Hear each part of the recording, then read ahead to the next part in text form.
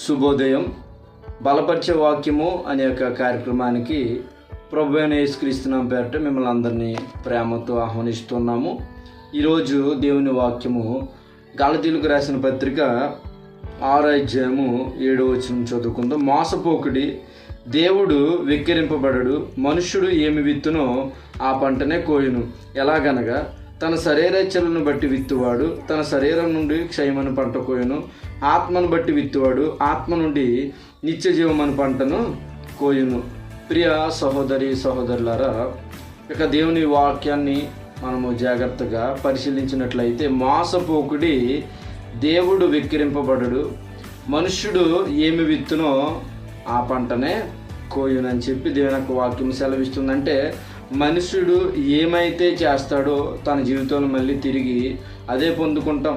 మనము వ్యవసాయం చేసే వ్యవసాయదారులను మనం గమనించినట్లయితే, వారు వరి వేస్తే వరి పంటనే కోస్తారు. అంతేగాని వారు వరి వేసి మొక్కజొన్న కావాలంటే వారికి ఎలా వస్తుంది? అలాగే మానవులుగా మనము ఏదైతే చేస్తే మనము అక్కడ దేవుని యొక్క వాక్యం సెలవిస్తుంది, శరీరేచ్ఛలను బట్టి విత్తువాడు శరీరం అనే పంట కోస్తాడు, ఆత్మను బట్టి విత్తువాడు ఆత్మ సంబంధమైనటువంటి పంటను కోస్తాడు. శారీరకమైనటువంటి అంటే అనేక మంది చూడండి, వారి యొక్క శరీరాన్ని సంతోషపరుచుకోవడానికి అనేక మంది వ్యర్థమైనటువంటి వ్యసనాలకి అలవాటు పడిపోయిన వారికి జీవిస్తూ ఉంటారు. మనము గమనించినట్లయితే సిగరెట్ తాగేవారు, మందు తాగేవారు, రకరకాల వ్యసనాలకు బానిసైన వారిని మనం గమనిస్తే వారి యొక్క శరీరము పాడైపోయి ఉంటుంది.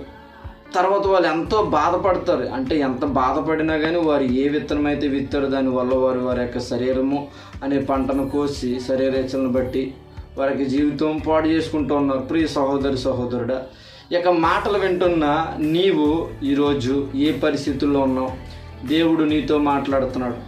ఒకవేళ నీవు శరీరేచ్ఛను బట్టి విత్తేవాడిగా నీవు జీవిస్తున్నట్లయితే, నీవు ఆ యొక్క వ్యర్థమైన కార్యాలను విడిచిపెట్టి దేవుని సన్నిధికి రావాలని దేవుని యొక్క వాక్యము సెలవిస్తుంది. మనము దానియేలు గ్రంథము 6వ అధ్యాయం కనుక మనం గమనించినట్లయితే, అక్కడ దానియేలు అతడు ముగ్గురు ప్రధానులు ఉంటారు. అందులో చాలా ప్రాముఖ్యమైనటువంటి ప్రధానిగా రాజుగారి దగ్గర అత్యంత ప్రాధాన్యత సంపాదించుకున్న వ్యక్తిగా మనం చూస్తూ ఉన్నాం. అతడు దేవుడి యందు భయభక్తులు కలిగి రాజుగారి దగ్గర దేవుని దృష్టిలో కూడా అతను ఎంతో యథార్థంగా జీవిస్తూ ఉన్నాడు. అందుకు ప్రతిఫలంగా అతనికి వాళ్ళు ఏం చేశారంటే, సింహాల బోనులో పడే విధంగా రాజుగారి ద్వారా ఆజ్ఞ తీసుకొచ్చారు. అయినప్పటికీ కూడా అతను భయపడలేదు. దేవుని మీద ఆధారపడి అతడు అత్యధికంగా ప్రార్థించారు. తీసుకెళ్ళి ఆయన సింహాల బోన్లో పాడివేసినప్పుడు సింహాలు కూడా అతను ఏమీ చేయలేకపోయినాయి. రాజుగారు బాధపడ్డాడు. అయ్యా దానియేలు, నీవు నిత్యము సేవించుచున్న నీ దేవుడు, ఇక్కడ గమనిస్తే 20వ వచనం, జీవము గల దేవుని సేవకుడు అయిన దానియేలు, నిత్యము నీవు సేవించుచున్న నీ దేవుడు నిన్ను రక్షించగలిగినా అని చెప్పి అతడు క్వశ్చన్ అడుగుతూ ఉన్నాడు. ఆ రాత్రి అంతా కూడా ఆ యొక్క రాజుగారికి నిద్ర పట్టలేదు. అయ్యో దానియేలుని సింహాల బోన్లో వేసామని చెప్పి.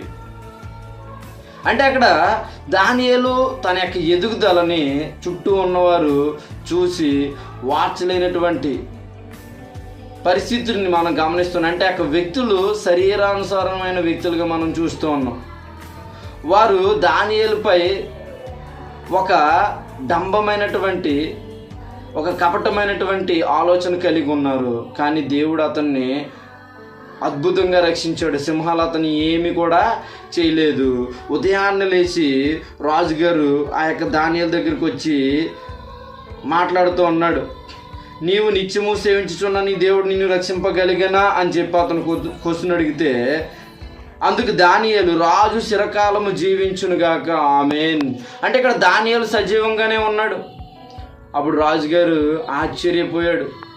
వెంటనే ఎవరైతే దానియేలుపై కపటమైనటువంటి పన్నాగం పన్నారో వారిని వెంటనే సింహాల బోన్లో వేయించారు. అంటే ఇక్కడ మనం గమనిస్తే, వారు ముందు దానియేలుని సింహాల బోన్లో వేయాలని అనుకున్నారు, కానీ వాళ్ళే వెళ్ళి ఆ సింహాల బోన్లో పడి చనిపోయారు. దానియేలుకి ఏమీ కాలేదు. యొక్క మాటలు వింటున్న ప్రియ సహోదరి సహోదరుడు, నువ్వు ఈరోజు ఎలాంటి పన్నాగాలు పన్నుతూ ఉన్నావు? ఇతరులను పాడు చేయాలని లేదా నీ శరీరాన్ని నువ్వు పాడు చేసుకోవాలని అనుకుంటే నీవే పాడైపోతావు. కానీ పశ్చాత్తాపడి గమనించి దేవుని వైపు తిరిగితే దానియేలుని అద్భుతంగా కాపాడినటువంటి దేవుడు నిన్ను కూడా అద్భుతంగా కాపాడి తన రెక్కల చోటున నిన్ను భద్రపరిచి దేవుడు ఈ లోకంలో నిన్ను ఆశీర్వదించి నిత్య జీవనకు వారసుడిగా చేస్తాడు. అటు కృప దేవుడు ఈ మాటలు వింటున్న మీ అందరికీ మనందరికీ అనుగ్రహించును గాక.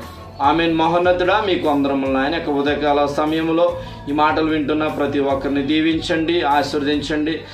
ఎవరైనా కపట ప్రవర్తన కలిగిన వారు ఉంటే వారిని క్షమించండి, నిజమైన మారు మనసును అనుగ్రహించండి. ఇదిగో తండ్రిని మంచి ఆరోగ్యాలు అనుగ్రహించండి, ఆధ్యాత్మికంగా బలపరచండి. నిన్ను మరింతగా తెలుసుకొని నీ అందు యథార్థంగా నమ్మకంగా జీవించడానికి సహాయం దయచేయమని యేసు పరిశుద్ధ నామమున పేరట చిన్న ప్రార్థన అడిగి వేడుకుంటున్నాం తండ్రి. ఆమెన్. తండ్రి నా దేవుని ప్రేమ, ప్రభువైన యేసుక్రీస్తు కృప, పరిశుద్ధాత్మ సహవాసము ఇప్పుడును ఎల్లప్పుడూ మనకు తోడేండును గాక.